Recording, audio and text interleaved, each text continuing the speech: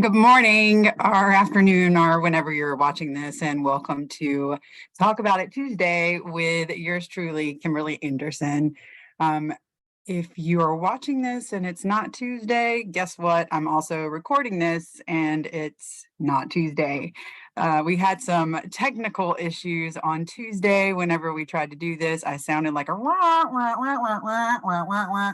And my dog just heard that and thought that I was a wild creature, which is what I sounded like on Tuesday. So we're going to try this again. I told everyone that I would do the recording and send it out, and also send out my presentation, which is less of a presentation and more of a handout anyway.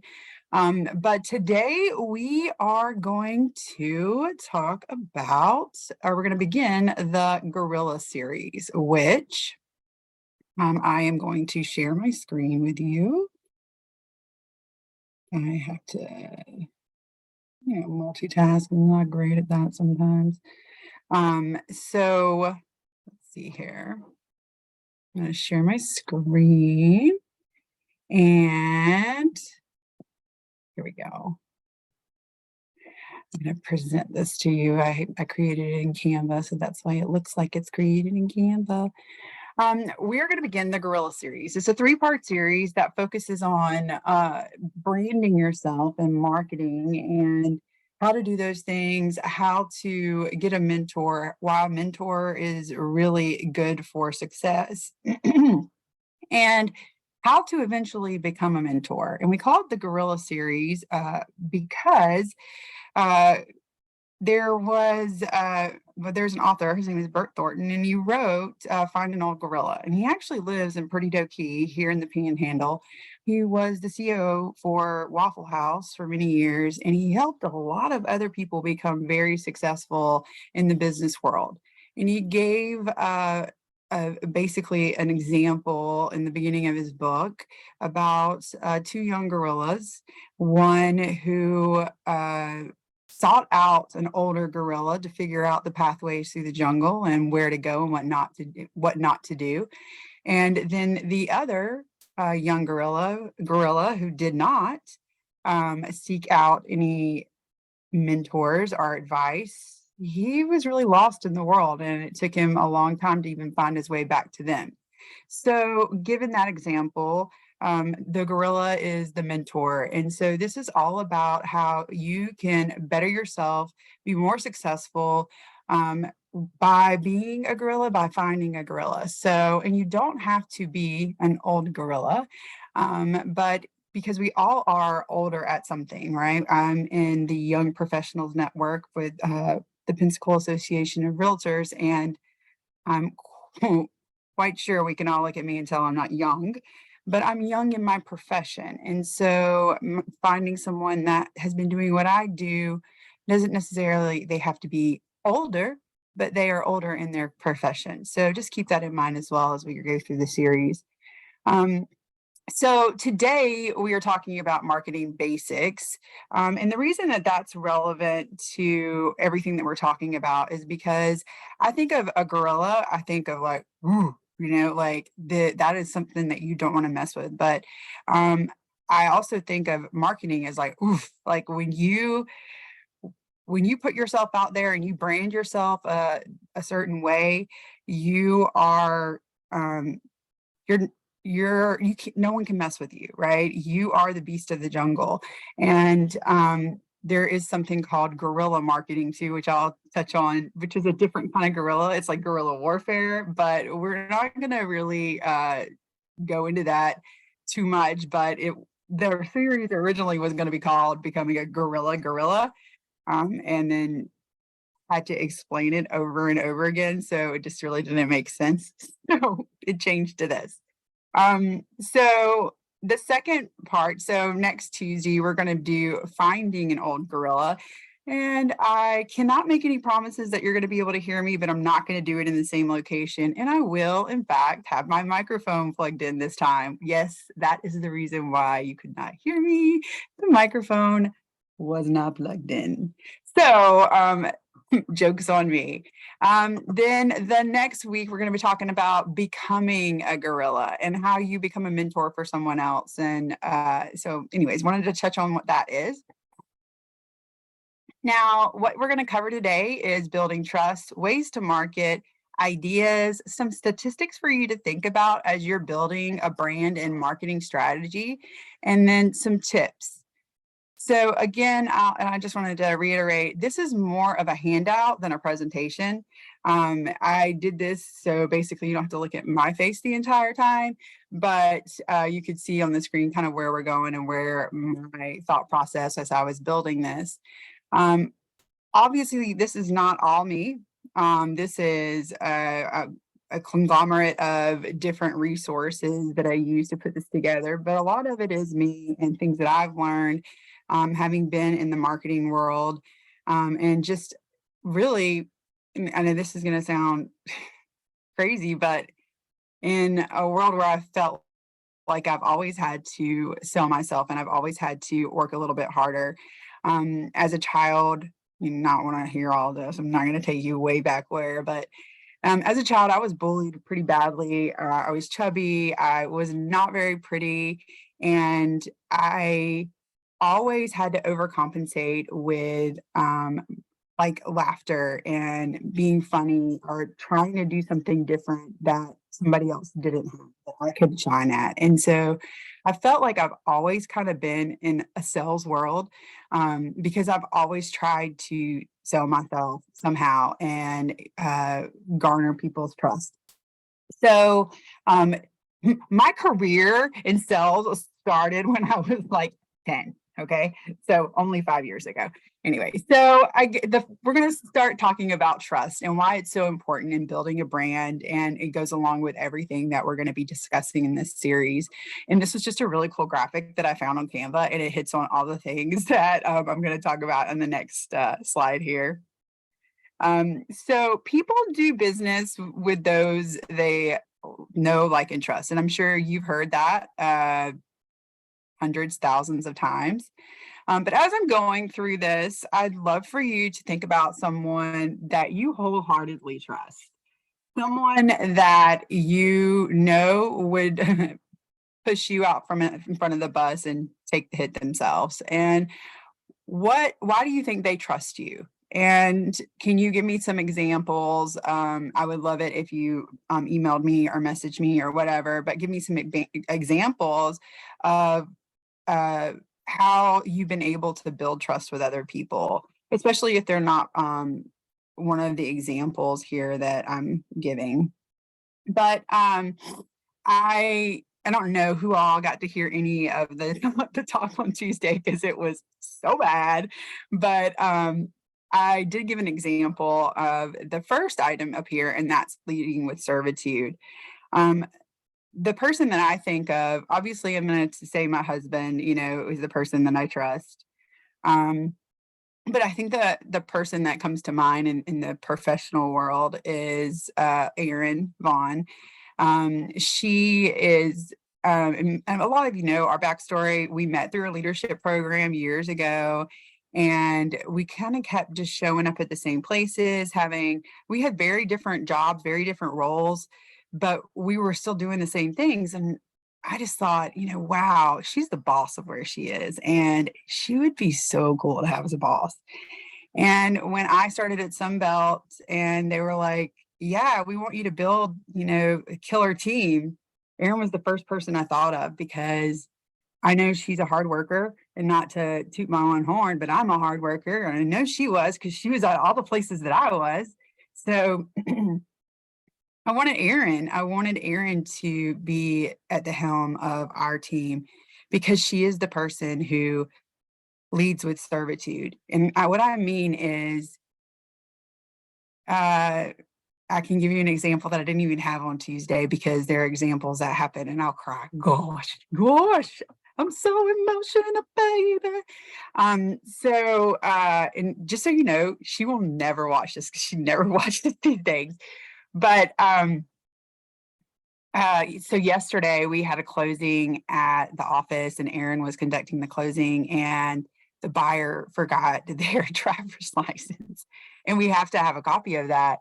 And so as we were preparing for like a big event at our office to introduce everyone to our new escrow officer, Erin had to drop it, and she drove 30 minutes away to go get a copy of the buyer's driver's license so that they didn't have to come all the way back. That's not like a normal thing that people would do, but she did it because she knew that that would make their experience better and it would be less of an inconvenience for them in a day where they're going to be moving and all of those other variables that you have to take into account. That's just one example. She's the person that scrubs the floors and scrubs the toilets, and I give her as an example of the person that I wholeheartedly trust, because I know if something were to happen to me, she would be able to pick up the pieces and put it all together, like I never even had a hand in it. So lead with servitude. I think that's the biggest thing about building trust, is that you have to lead with a servant's heart. And you have to be honest, right? So nobody is going to trust somebody if all they do is lie. So, and it's kind of, an ethical thing. We're all supposed to follow that code. Acknowledge that trust is built over time. It's built with consistency, and it's not something that happens overnight. The first time I met Erin, I thought she was like really shy, and I didn't really even know that she was a good leader. It took several times of seeing what she can do and how she engages with people and how she manages people to realize what an incredible person she is. I'm going to stop talking about her because you're going to get really bored of that. But you understand my example is that it takes time. Don't expect to do something nice for somebody and then expect them to say, okay, I'm going to use you for all my business from this point forward. You have to be consistent. So take time to make decisions and think before acting too quickly. And that's a big one. And this is one that I need to adhere to more, because I'm a yes person, and I'll go over this in just a second as well. But I think it's really important to, as I'm making decisions, to really think about those things, because that builds trust in itself when people know that you are giving their question, are giving their request special attention and forethought. So just take that into account. Be yourself and allow your uniqueness to shine. I'm not sure why that's indented on this presentation, so just pretend like it's not there. Allow that, and so like the example I was giving before with uniqueness, where I say uniqueness about when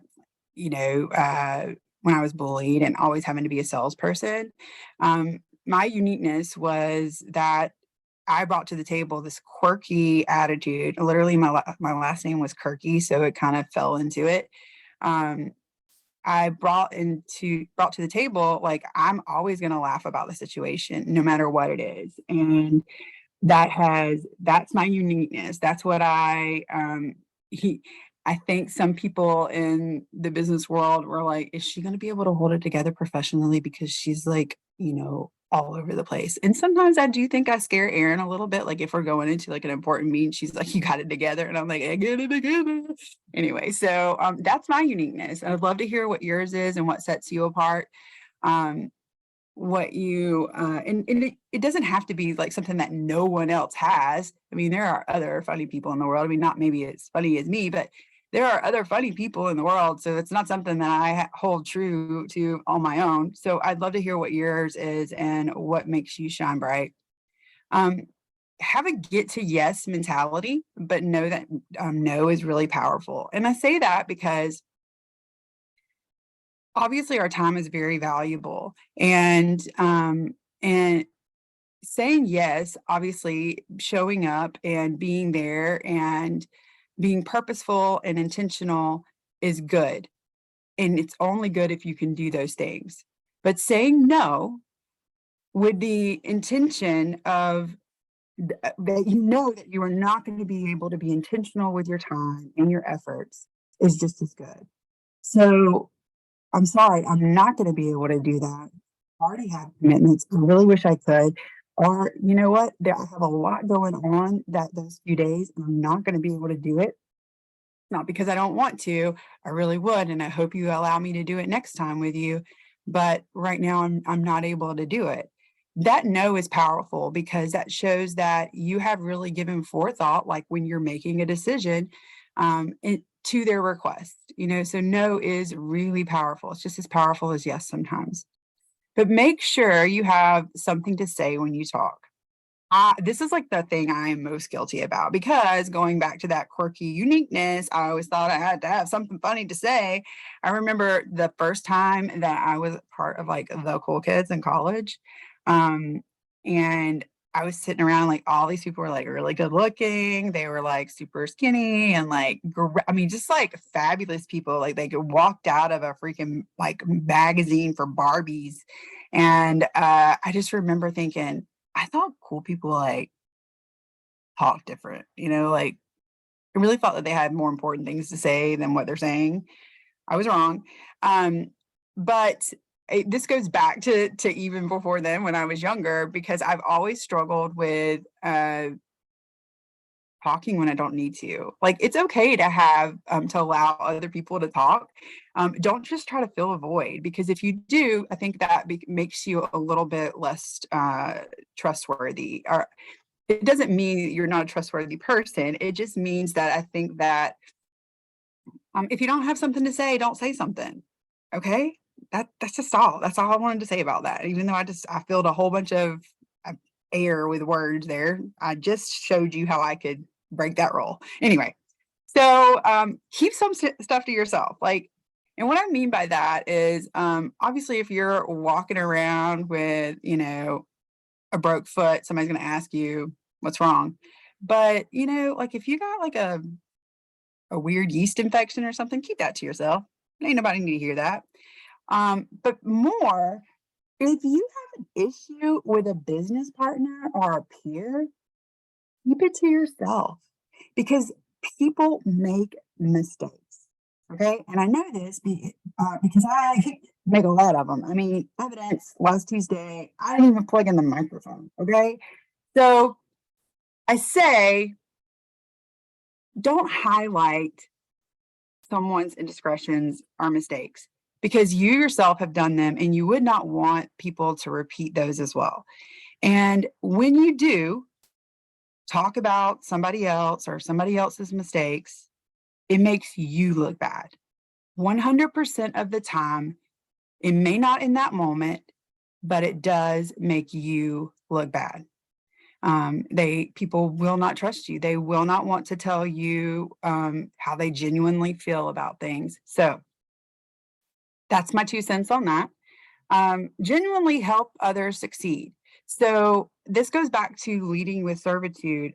You can't lead with servitude and not want other people to be successful. They kind of go hand in hand.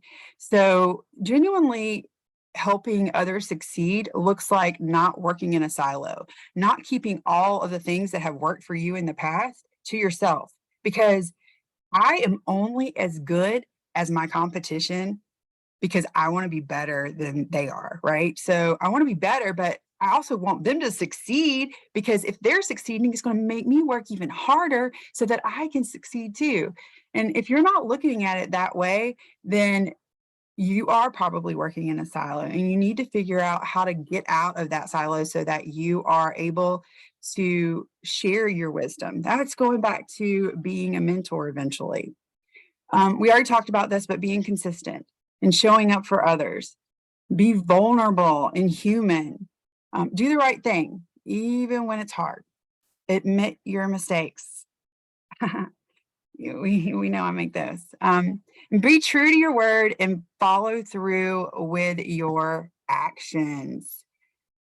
Pretty straightforward things that we all know already. This is just my spin on it, right? So, and I'd love to get some feedback from you guys. If you wanted to put it in our Facebook group, in the comments, so everybody can see that, that would be amazing. So moving on to marketing yourself. I took the 3 most relevant like categories for marketing yourself and branding yourself, to really like dig into instead of like giving you everything, because you don't need to know everything. So there's three that we're going to touch on, and that's the traditional marketing, and that's where like anything that's not digital, even though some billboards are digital. This is talking about like when I say digital, I'm like talking about in your the palm of your hands kind of digital. Billboards, newspaper ads, mail advertisements, TV and radio advertisements, handwritten notes, and cold calling. All of these things do work. However, and I'm going to go over some statistics in just a little while, the things that work that show the most return on investment and where people are investing their money, are all digital and content marketing. And digital and content marketing go hand in hand. So they don't necessarily have to be advertisements. The content does not have to be real estate related, but you do have to plan out what that content is. And so, but some examples of that are Google ads, social media ads, videos, podcasts and blogs, YouTube channel, video testimonials, and then TikTok videos. Parody videos. So I think, and I'll show you an example of a parody video in just a second, but I think that you doing something by like just keeping up with the trends and you doing something that no one would ever think that you would do is going to garner more attention than you doing, well, locally in the Pensacola area, we are selling X, Y, and Z number of homes. And like, yes, that's great information, and you can put it in your whatever your video, whatever you do, but also do something that sets you apart. Like do something nobody's expecting. I think that's great. And the content part of the content marketing is really like showing how people can trust you.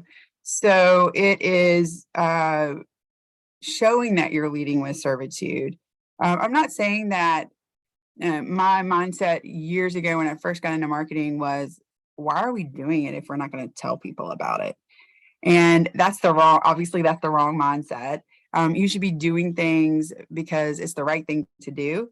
But also that mindset spearheaded my career. So you take with it as you want. I do think that there is some value in showing others and showing up and showing them in the social media world, what it is you're doing to earn trust.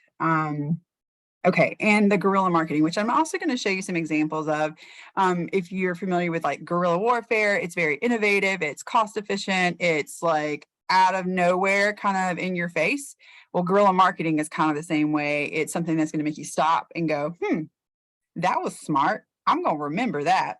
And I think that when I show you the two examples today, you'll be like, oh, that is smart. I see what she's saying. That's innovative. That was probably pretty cheap to do. And it's going to be a really high return on an investment. So, but the bad thing about guerrilla marketing, it usually only the touch points it's usually a lot smaller. Because it's something that's very localized typically. But it's still very effective if you are doing something that is supposed to be localized. So let's move on. Here is an example of a parody with ERA Justin Realty.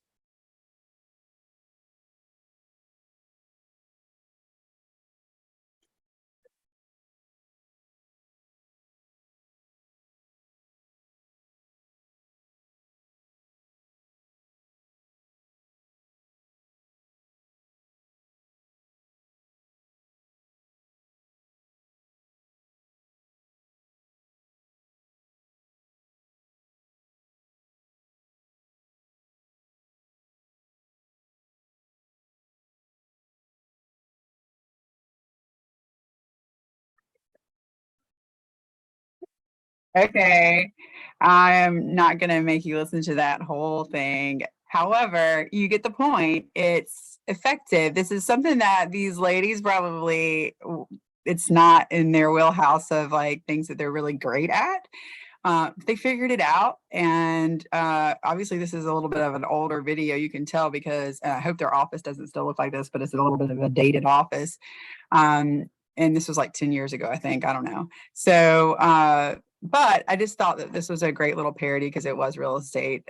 You could use your own, like whatever. I did one a couple years ago with a bunch of people in the industry right when COVID started, and it was "Can't Touch This." It was pretty funny. I would show it to you, but I was working for a different title company and they may not want me to use it. So I'm not going to show you. All right, so here's an example of guerrilla marketing. I don't know if you can see it on your screen. I hope you can. You're looking down. It's like from a mall or an office building. I would think probably an office building because I don't see anybody carrying shopping bags. So, and the floor is an ad, and the people look like fleece, and it's an ad for Frontline. I thought it was pretty brilliant. So an example for you, like in the real estate world, it would have to be something like, I don't know, like you're doing, I don't know. I know, like, it got my attention the other day when Tanya Zimmerman was like catapulting off the side of a building to raise money. That wasn't necessarily for marketing purposes, it was actually for charity, but it certainly got my attention that she's willing to go off the side of a building to raise money for Art Gateway. And I think that's more of like, even though it's not marketing, it's very innovative. It was cost effective and it garnered attention that's going to withstand time. And this one is for Jeep, and you can see how cheap it is, right? They literally just painted lines, but the message is not specifically given to you. You figure it out. I drive a Jeep, I park where I want. You get it. So anyways, those are two examples of guerrilla marketing. So we're going to move on to some like ideas for you for marketing. The whole idea behind this was that we would talk about a few things that are on this list. I'm not going to talk about all of them, but hopefully you would give me some ideas. So you're not on here because I am a crackhead and didn't plug in my microphone on Tuesday. So anyway, if you have some ideas, certainly put them in the comments. I'd love to hear what those ideas are. I can add them to this or the next time I do the presentation, and I can give you credit for it. So that'd be great. So I'm going to hit on some of these that are I think are the most beneficial. I think whenever you incorporate your pets into any type of marketing, any content marketing, any like old school marketing, people love their pets. I love my pets. So I love to see what other people have. I'm not going to tell you my pets, you'd be bored. So that's a big one. Pets are always going to garner attention.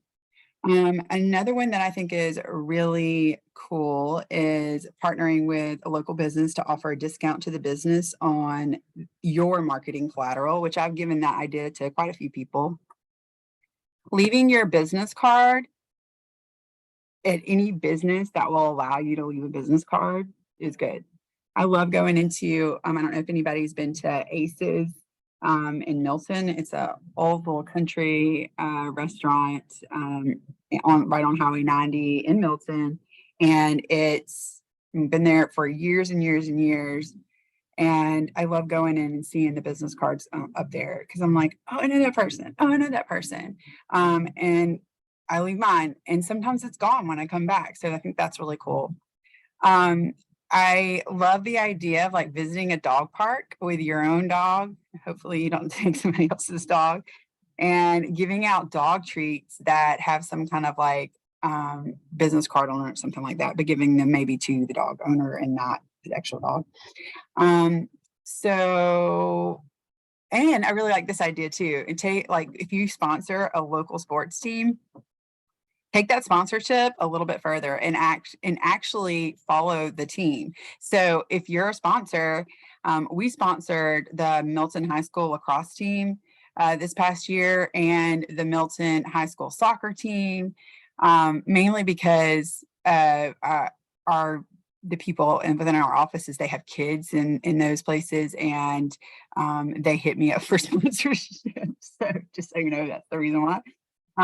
And if we had been smart, we would have taken it a step further, try to be at all the games, get some video footage, and be like, okay, and it'd be like a quirky little sports announcement about our weekly update for the team that we sponsored. I think that's brilliant. I wish I'd thought of it before now.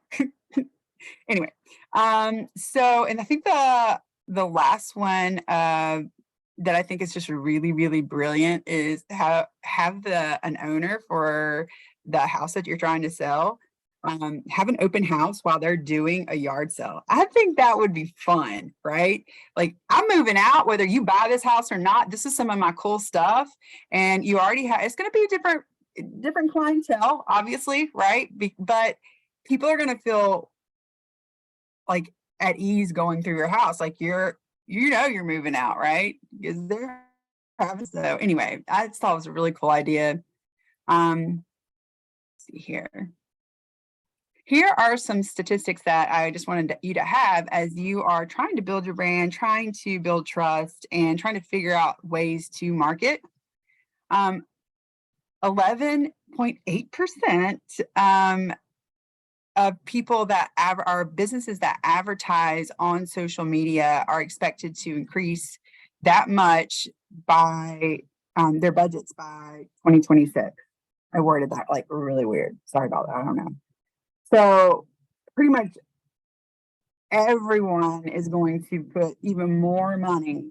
And I think I give you an exact amount later, but 77% of social media users appreciate your acknowledgement when they mention you. For example, if I am tagged in a post for having done something, or if someone comments on a photo, people comment because they want you to see what they said and they want you to acknowledge what they said. It's just like when someone says hi to you, they want you to say hi back. So acknowledgement is key in building trust, even on social media. It's actually 9,000 to 10,000 is per month is the average that businesses use Google Ads as part of their online advertising strategy. I'm going to tell you right now, Sunbelt is not spending $9,000 to $10,000 a month, but this is just on average for other large businesses. 75% of users conducting online searches ignore sponsored results. I'm going to tell you, if I look for the best pet groomer, I do a Google search, and those sponsored ads that come up, I skip over those. And then I look for the ones that are like right below the sponsored ads. I don't know if you're like me. I just don't want to click on the ad, and I don't know. I want the more organic. You think it could be organic on the internet, but I want it to be more of an organic search. Like this is real. This is what the most people went to. 12,000% is the amount of social media shares of video over text only and link posts combined. That means that you typing a message or putting a picture or putting a link is probably not going to be shared, but you putting a video and then maybe putting the link or the comments in the comments, that's going to be shared. So if you want your whatever you're posting on social media to go even further, video is the way. At least statistically, it's showing that 90% of searchers have not, I don't know why it says searches, but it should say searchers have not made up their mind about a brand before starting a search. So before I go online to look for the best pet groomer, I don't know who is the best one, right? I don't have an idea. At least they're saying, like, that's what they're saying, is 90% of people aren't committed to a brand. So that's the best situation to be in, especially as a real estate agent. If someone is not committed yet, they may look at you as the one, something unique about you. And maybe it's that you catapulted off the side of a building and they thought that that was pretty clever. Whatever. That's good for you because they haven't already committed to a brand. And 90% of consumers read online reviews before visiting a business. I 100% do. If we are out of town and we're looking at restaurants, where do we go? I always read the reviews. And here's the thing though, I rarely leave them. I know that's horrible. I need to be better about that because I really rely on those reviews, but I don't leave them very often. 62% of the people on the planet now use social media, and that is including third world countries. So you have to think about that. That's 62%. And I will tell you, my husband is not part of that 62% this week. He's fasting. One of the things he's fasting is social media. I woke up the other morning and I'm like, did you see all those pops that died in that chart? And he was like, no, thank you. I have no idea what you're talking about. I was like, you're not watching the news? He's like, not the news either. I'm fasting. I'm like, okay. So husband is not part of that 62%. Anyway, moving on. Here are some tips. Again, I'm not going to go over all of these. I just wanted you to have these when I send it out. I think the biggest thing about marketing, building a brand, finding a mentor, becoming a mentor is if you want people to show up for you, you have to show up for them. It is impossible to build trust if you are not willing to serve others. And serving means showing up, supporting, being their person. So that's my biggest, like, if anyone ever asks me, well, how do I get out and start doing things? How do I network? Where do I start? Which is also part of the finding a gorilla, which is the next part of our series. We're going to go over that. But my first response, my first response is, if you want people to show up for you in things that you do, you got to show up for them. So that's my number one. Always leave your business cards at local favorite spots. So restaurants, F&B people are constantly looking for pens. Make sure they have one of yours, because the person that's writing the tip, they're gonna be like, oh, this pen writes good, I'm gonna keep it. And they'll have another one. And then the pen that they took is yours. The pen that they get in the back office is going to be yours. Leave them there. You should be asking for Google reviews.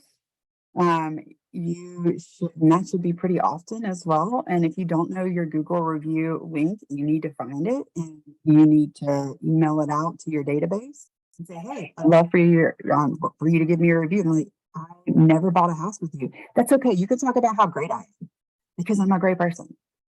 Talk about my hair, whatever. It's like, I don't know how she is as a real estate agent, but man, she got some nice hair. Anyway. So also, I think a really good tip is that you should find your uniqueness, your talents, and really hone in on those instead of trying to build up something that you're not great at. It's like your basement strength, if we will. Build on something that is your ceiling strength, your balcony. Build on something that you already know you're killer at. And then be the best at that. Instead of trying to be really good at so many things, just be the best at the things that you know you can really do and really succeed at. I'm going to just talk about one other thing on here, and that's the an old gorilla. And that's what we're going to talk about next week. It's going to be about how to find the right mentor. And it doesn't have to be one mentor. And it doesn't have to be one particular situation. It could be a mentor for different situations. So if you're going through a season in your life right now, and you're like, I don't know if real estate is really what I want to continue doing, because people are crazy and they're not nice and they don't realize I don't get paid if I don't sell this house. And you need somebody to speak to it that's been through the 2008 struggles, and they were just starting out, or that's when they struggled the most. We're going to talk a little bit about finding the right mentor for the right situation, and then how to network and really open yourself up to uh, finding those mentors. And then also the following week, we're going to talk about how you yourself can start becoming a mentor. And that doesn't mean, again, that you have to be seasoned. It just means that you've had to go through something that somebody else is trying to go through. And maybe you can help them, you can guide them through whatever it is that you went through. And that is really it. Oh, sorry, there are some more tips, but I'm going to email those to you whenever I send this out. I'd love for you to share your own ideas and tips and anything that you've done that has worked for you. Because remember, when you share ideas, you're the mentor. You are helping someone else and you're no longer working in a silo. And your ideas are not your own. I mean, like, somebody else has probably thought of it before. And if they haven't, you should patent it, right? I don't know. Can you patent an idea? I don't know. I mean, don't keep it to yourself. Share those ideas, and don't be upset when someone uses your idea because it was so good. Just say, yeah, I've done that too, and it worked. That's awesome. Be supportive. Relish in other people's success, and that's what's going to help you build trust and market yourself and build your brand. So thanks for joining me on my Talk About Tuesday. That's not on Tuesday, and I hope to see you again actually on Tuesday, and we're going to talk about finding a mentor. Thanks, guys.